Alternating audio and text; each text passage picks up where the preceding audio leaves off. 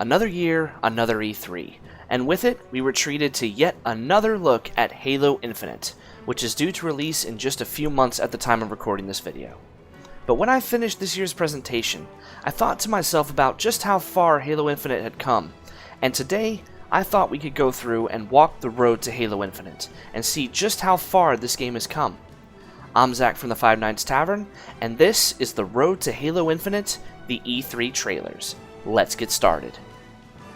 We begin our journey at E3 2018 with our initial reveal for Halo Infinite. Now, this video is very clever as it doesn't explicitly reveal that it's Halo Infinite until towards the end, but this particular trailer serves more as an engine demonstration for 343's new Slipspace engine.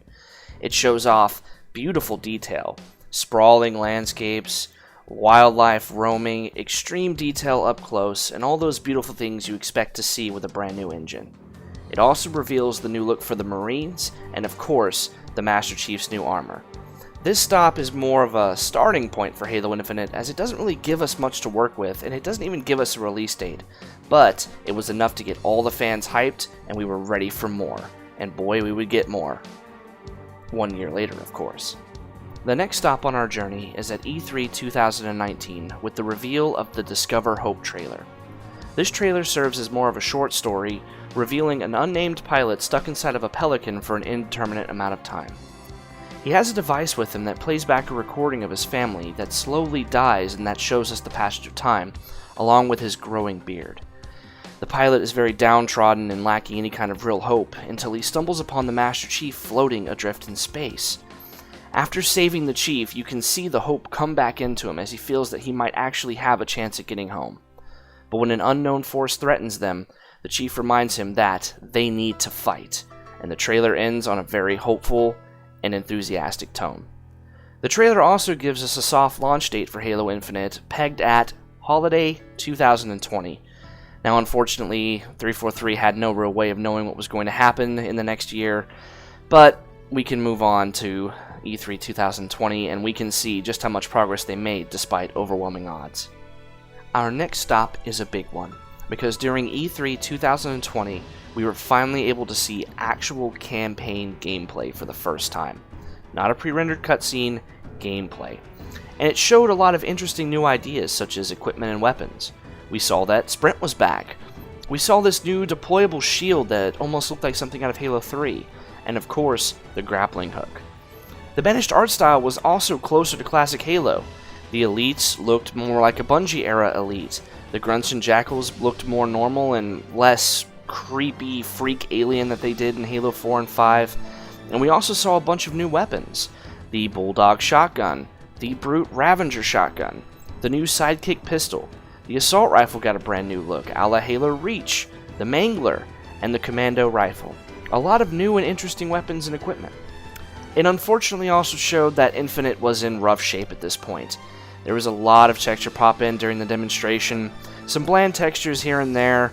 Stuff like the Banished Phantom looked almost cartoonish, out of place, and the brutes themselves were unpolished. After the presentation, one of my favorite YouTubers, the Actman, said it was a hopeful disappointment, and I can't agree more with that sentiment. And unfortunately, we would once again have to wait about another year to see anything else from Infinite. But by the time 2021 rolls around, things are looking up. Our final stop for now is at E3 2021, which just wrapped up at the time of recording this. We didn't get any campaign gameplay, it was more focused around the multiplayer, and it got a pretty massive drop for the multiplayer, so we're going to focus on that in another video. Trust me, it deserves its own video. Here, for the campaign, we are treated to an excellent short of the Master Chief traveling through a debris field in the aftermath of a pretty devastating battle. You can see the care he takes as he travels with his fallen Marine soldiers.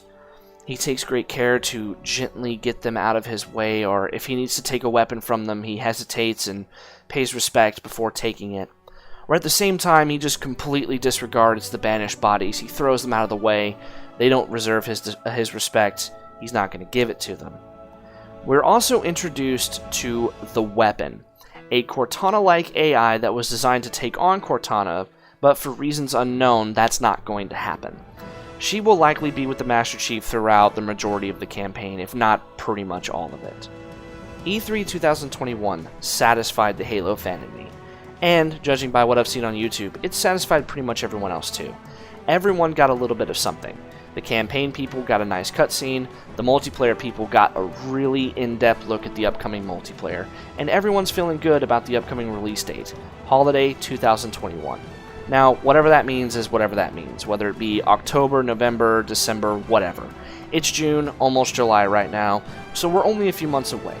The game looks great, everyone's excited, and there is an upcoming beta starting in about the July-August region. So if you're not already signed up to Halo Insider, I'd recommend doing that ASAP to be chosen for a beta flight either on the Xbox or the PC. Overall, I'm feeling very excited, and going and looking back at all these trailers has done nothing but rebuild the hype within me. Seeing how far Halo has come just in terms of the trailers makes me feel pretty good about Halo Infinite, whereas I used to have some reservations about the game. But I'd like to hear what you guys think down in the comments below. I'm Zach from the Five Nights Tavern, and as always, cheers.